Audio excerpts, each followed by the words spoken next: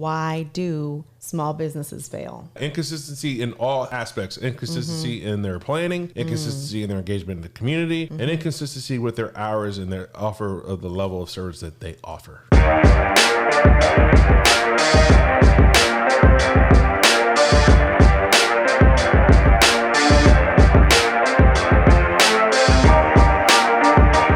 Good evening. Hey, everybody. How's it going? Welcome back. Hey, guys, please subscribe to our channel here. And please like this video and make a comment. You know, we want to hear what you guys got to say. Definitely. Yeah, because I mean, we're learning from this too. We learn from you just like you learn from us. Hopefully you learn from us. I know I learn from you guys. Yeah, it's been a lot of fun. Just seeing the comments, getting the messages. And even though, you know, whether we agree with some of them or not. I know, right? I mean, some of the stuff. Some of them I'm like, I never even said that. I got to answer this one today. I can't respond like that. So it's like, we still appreciate it. I got to answer this one comment today. I'm going to make somebody mad. I mean, no, we can't make people mad. I mean, you're allowed to have your own opinion, right? I don't get upset. All yeah. Right. Just, okay. If I didn't say it, though, don't say I said it. All right. Don't put words in my mouth, yo. Right? Go back and listen again. Keep your name on my mouth. Keep my wife's name on your mouth. Keep my wife's name on your mouth. Okay. No. All right. No. All right. Okay. All right. What we got today? So we were talking about, you know, with us having your own business, right? My own business, small business, right? We're all about small business. So we just wanted to touch on a few topics concerning why do small businesses fail? Yeah, I'll tell you, it's hard. It's so hard. It's right? really not as, especially in the beginning. It's not all like roses and flower beds and. Well, here's what happens, right? So, all right, we went through it, and we never did it before, right? No. And the thing that helped us out a big deal was we had some people that have done it and been through the process before, so they were able to kind of coach us and school us on some of the pitfalls we might see. And we actually are working with a family right now who we're trying to help get their small business started. So. Yeah, I mean, and the thing is, we didn't know how to do it. We learned with trial and error, and we learned by having a good support system. And what I've learned is in the process is anytime you try to go get funding from anywhere or anything you do, you got to do what they call is a business plan, right? So you basically got to take what your revenue is going to be, what your expenses are going to be, projected, right? Right. So you're basically, I mean, stuff like rent, you know what it's going to be, right?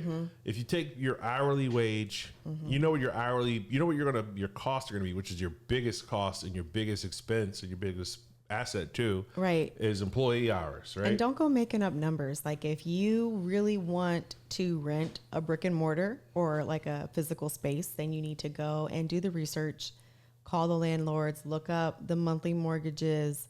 Like don't just put a number out there in the air, because that's you want everything as solid as possible if you're trying to create that foundation for that business plan. But that's the thing, right? So like your rent's going to be your rent. Utilities, you can guess on that, right? Your expenses, things like that. You can guesstimate, yeah. You can guess on that. I mean, you can get really close. But one thing you can't do, you really can't really forecast is, and you can forecast revenue. You can say, hey, I plan on selling X amount of widgets or give away this many hours of whatever the business is per whatever, right? Right. But what I see happen a lot of times with businesses is they say they're going to make, I'm just going to use round numbers, $50,000 a month. Well, the day you open the door, you're not going to make that money unless you have some kind of product or some kind of service that people are beating down the door. So you can tell a business plan is going to fail or is not going to be accurate is if you look at it and it's, let's say you're going to make, $600,000 a year, right? So that's $50,000 a month times 12 months. Okay. So you open in January and you have $50,000 all the way across January, February, March, April, May. How are you going to make $50,000 on your first month? Yeah. So really, you're not going to make that for like, I don't even know. It depends on your business. Right. 5 or 6 months. Right. So you have a plan already saying you're going to make $50,000 a month for month 1, month 2, month 3, and nobody even knows who you are. So you're setting up a plan to fail. Yeah, one thing with the business we started here in Nashville, we have Me Time drop-in childcare. You know, in 2017, this guy right here, he was like, start advertising.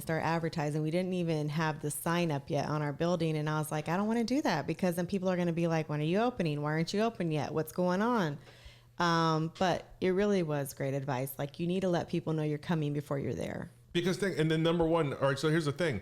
Your sign is your biggest thing of advertising. You sign at least, when you sign at least in a building, buy your sign, go to the city, go to the city and go to the sign police. There are most cities have sign police, like municipalities. Oh, they really do. Right? Yeah. They'll fine you for putting up. They'll fine you put the wrong sign. Stuff without permission. So you got to do your research on your sign, get your sign, put your sign up in the building before you even friggin' swing a hammer. Because then everybody's going to walk by and go, what is that? And then you tell them what it is and you tell them what you're going to sell. But the thing is like what I was telling her was you got to start advertising this stuff now, because when people show up, you want people to think about this, right? Think about this for a second. This is a good thing. And I'm going to equate this to like tennis shoes, like shoe drop, right? Same thing. When you go to the movies and a movie's coming out, you don't just show up. The movie just doesn't come out. All right. There's this movie coming out. There's a trailer. There's a coming soon. There's a preview. Yep. It comes out on this day. 6 more days before the movie comes out. This Jordan tennis shoe is going to come out in 4 days. Oh my God. So they're building all this hype. So that way you have like a momentum going into your business. So that way when you have this grand opening, everybody shows up. But then here's the thing. When you're doing your business plan, like this is the reason why I think we were successful. And we were talking about this today. I always plan for the worst and hope for the best. That's what I do. I plan for the worst case scenario of what's going to happen. Right. That's me, because I want to be pleasantly surprised. Right. I don't think, we were talking about extremes of that for sure. There are extremes of that. Yeah. I mean, she's he's right. Definitely more half empty. I'm half full. But I think we all have the same expectation that we want it to succeed. It's half full. Well, you're negative Nancy. I'm not negative Nancy. Look. I'm playing for. Look, you're not gonna catch me off guard because I knew that was gonna happen. And then we're gonna plan for the. Like I said, we're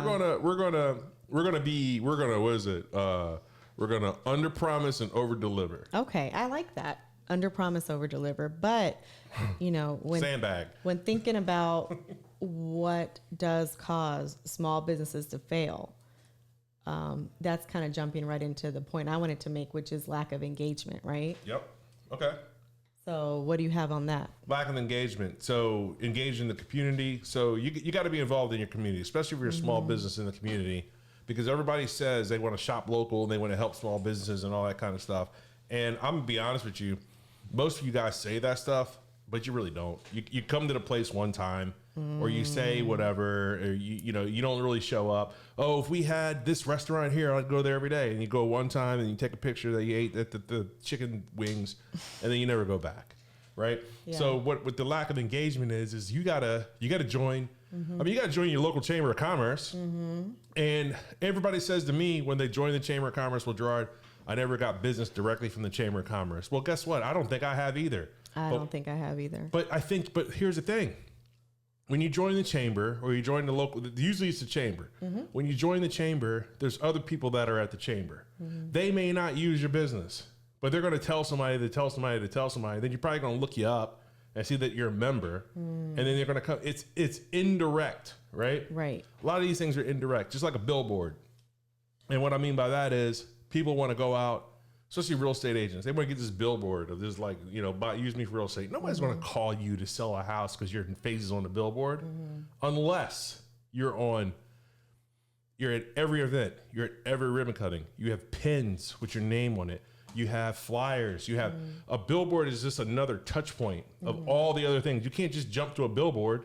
You got to have all these other touch points. You see some of these real estate guys that have their like 50 million billboards because they're everywhere. Right. So you can't just be on a shopping cart and expect to get business. Right. You got to be everywhere. You got to layer that if you're going to do that. But back to engagement is you got to engage. You got to be involved in your community. Yes. Yeah, for sure. And I think you definitely need to be present. at first in your business. You How often were you in your business when you opened? I was in there 24/7. 24/7. I should have just slept there, honestly. Should have slept there. Because here's the thing. If you're the business, and I tell you this all the time too, you're the face of the thing.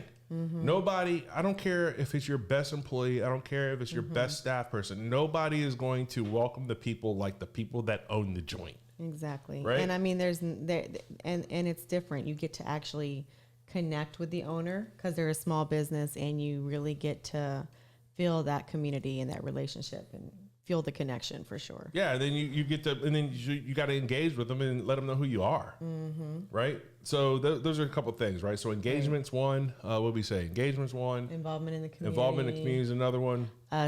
Social media. I am, again, like you guys know, I'm more introverted, so that was really hard for me to embrace, but I think I have come to do a pretty good job of embracing that. Yeah, I mean, the thing, it's free. It's free. But it's free, but it's not. You can pay for it, but... You can, but if it's anything's free, you're actually the product, not the consumer, right?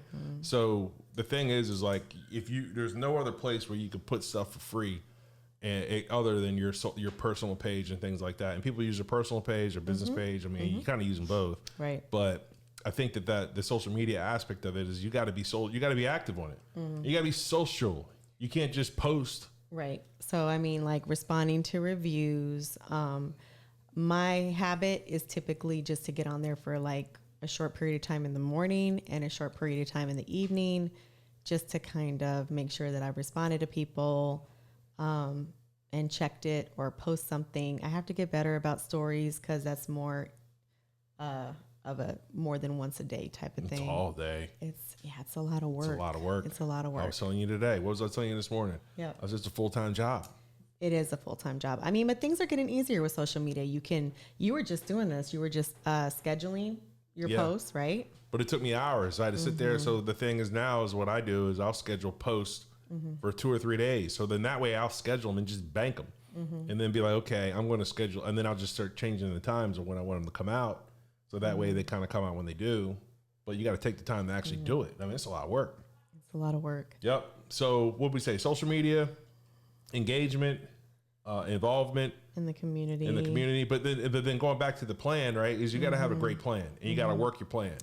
And if the thing is like what I find is just people's math don't math. Like there's 2 businesses where I told you they open and I was like, they'll be closing in a minute. Right. And I was like, oh my goodness, they're opening the same time as me. Same competition as her. Yeah. And I'll tell you, I mean, I got a little nervous, I sweated it a little bit, but he had the whole time he was like, they're not going to make it. Yeah. But the thing is, it was a long drive. So the thing is like, here's, and then I'll tell you what I saw, what I knew.